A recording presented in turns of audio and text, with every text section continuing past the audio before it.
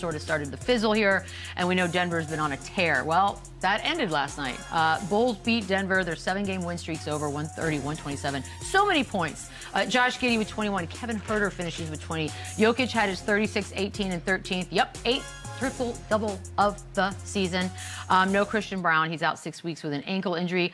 Bulls had 6 scorers in double digits last night, and they were on a 5-game losing streak, Chandler. I do think these are one of those games where you're like, oh, that's fun. What happened? They needed it. I think they were in like a double overtime game the night before, too, and they needed this win. Obviously, this is a team that started off hot. This is a team that we're talking about a potential all-star on their team who, if they found something in Josh Giddey, which that's still fair to say. Yeah, I think so. But now you got Bucelis, who's kind of still getting better. Kevin Huerter's having a great year. Ayo has really improved his game this year. So this team is just it's just a solid team. You don't know really the pecking order. They play hard. They're well coached by Billy Donovan, but they needed this win more so than anybody. And to go in Denver on the second night of a back-to-back and get this win against the best player in the world, this is a huge win to kind of get off that schneid. And it was the opposite for the Nuggets. The Nuggets run a long winning streak and kind of gave one away here. So this was much needed for the Bulls. Yeah, also, I think Bulls didn't have Kobe White last night, and they had him in the one before. It's kind of weird. It's just something to note. No, the name of the game, the stars showed up on both teams.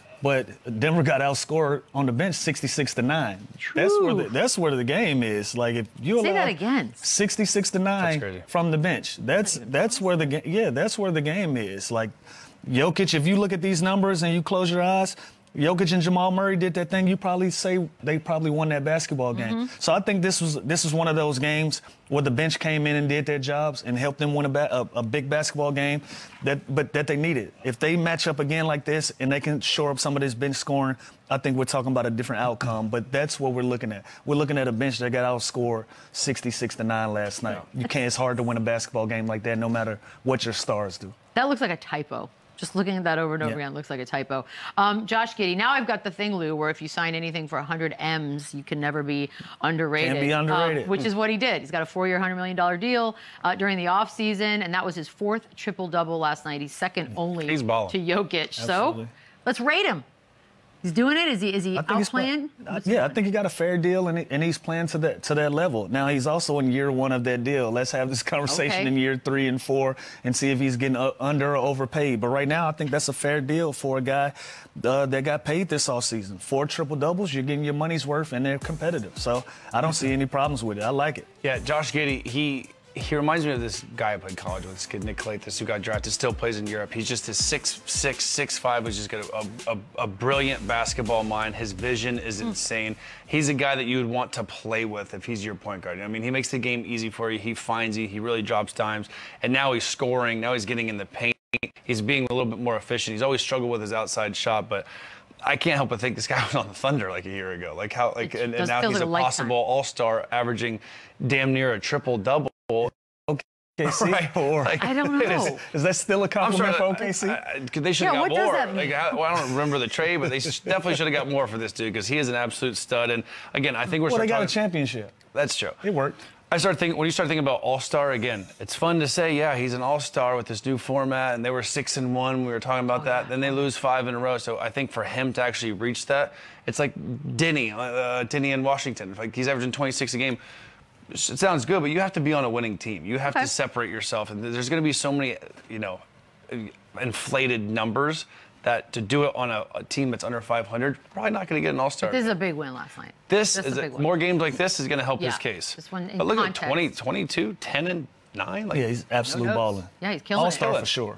Jokic, second straight triple-double, coming after a season-high 55 against the Clippers. And after the 55-point game, Tom Haberstroh said that we need to have a conversation about whether or not Jokic is the greatest offensive player ever. There are people that have started this conversation.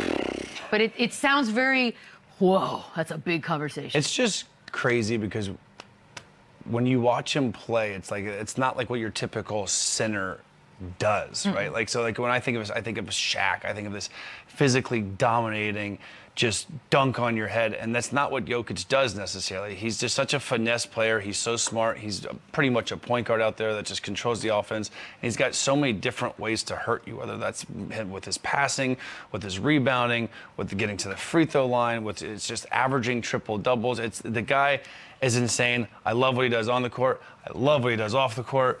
He is just an absolute stud, and yeah, everything he does. Love that.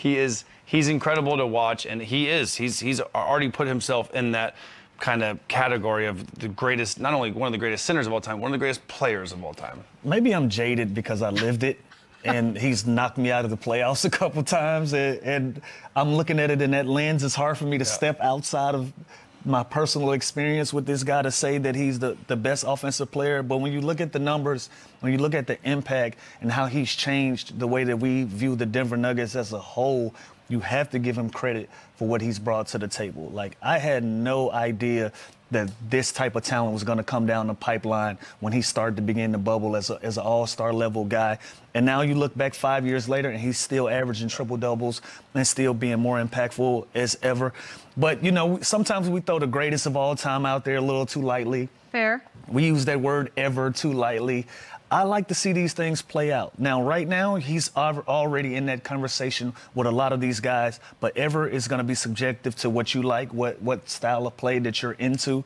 But other than that, he has to be in that conversation. I just pulled up that tweet the other day with all the crazy Jokic stats. This season alone, by the way, his points per game is already higher than Hakeem Olajuwon in any given year. Higher than Duncan is his rebounds. Check. Jason Kidd's career high, he's got that 10.8 assists per game. Reggie Miller's career high at 3. Jokic has that as well. And then higher than Shaq in any year. Basically, the best of all these great players, he's better. It's good this year, right now. And by the way, and we're talking about a guy who's already won, who's been MVP, and he's having this now. We're also talking about, and they're 10-3, and they're also that's what I'm saying. It's hard. It's hard to ignore the fact that he's in the conversation with the all-time greats, for sure. I know it's hard to say. He's still leveling it out. There's a player that I played with that now coaches on the Denver Nuggets staff who coaches Jokic and played with Dirk Nowitzki. And he said, I've never seen anything like it. Why aren't you just saying his name? This seems a little weird. Why did you go to Well, because I don't know. JJ Barea, basically, he was like, I played with Dirk. I see this guy. I've never seen anything like this dude. And he played with Dirk. That's a big deal. And he won a championship with Dirk in 2011, and he said it's another level. That's a big deal for him to say. It's Dirk we're talking about, and JJ is just blown away by Jokic, even what he does in the games, in practice. He's just a robot with his work ethic, what he does, how he preps. He practices. He does every single drill. Like, he is a low-maintenance star that just, I'm telling you, this guy won a championship with Dirk and said it's not even close. And also saw some greats up close. It's not even close. That is, I love Jokic, so I love hearing that, is what I'm trying to say. Knicks and Heat also had a little competition last night. Miami survives this one. It was a close. They had a late comeback, 115-113. I'm sorry, the Knicks had a late comeback. Norman Powell with 19, Khalil Ware with 16 and 14. Miles McBride finishes with 25. Cat had 22 and 16. 7 scores for Miami in double digits last night. You didn't have Brunson, OG, Bam, or Hero. All those guys were out for both squads. But Cat with the big 3, that's what got the Knicks to within 1. And then McBride misses. Cat rebounds and then misses a 17-footer to try to get this thing at the buzzer. Now, New York thinks he got fouled. If you listen to both calls, they're very, very different calls. What'd you think, Chandler? I mean, it's a tough play. I think there's some contact there. He also could have hit this fadeaway here, but this was a physical game down the stretch. And you know who was really impressed with me was the kid Ware from Miami. That's not a foul, though. I no? mean, yeah, I'd have to watch it again here in slow, but I mean, this is kind of Where's the foul? Where's the contact? I mean, there's just a lot going on. I mean, look, they had their opportunities, but we got to pick our poison. Either we're going to complain that the referees are too involved in deciding games, or you got to let the players go out and do it. I think this is one of the rare instances where you play on. Is there contact? If it took away from the fact that he got an offensive rebound and was able to get 2 shots at the rim. And also, as a player, you want to put the onus on the referee, right? So but a referee does not want to blow the whistle at the end of the game. So I think that gives the defense a little bit more leeway to be physical and to kind of bump on an offensive rebound, because they're not going to call a box out foul I hope not. At the end of a game. So I think it was a fair play on, but again, this game could have went. What I was going to say is the kid Ware from Miami last night, he really gave Cat trouble with just his length, his shot blocking, the way he catches lobs at the rim. That kid, I don't know. I wish they could find more minutes for him somehow. I mean, he's 24 minutes a game, and he's only averaging 11, and he's averaging 11 and 10. They'll figure it out. And 24. That kid needs to play more. He's a stud. By the way, just for the record, Cat shooting worst percentage of his career so far this season. So that's something to keep your eye on as New York continues down the road. Get back in that bodega. The big bodega? I don't know what's going on down there. Get your chopped cheese. Get your groove back, big fella. Oh, my goodness. Now we're serving. All right, we take a quick break. More Run It Back on the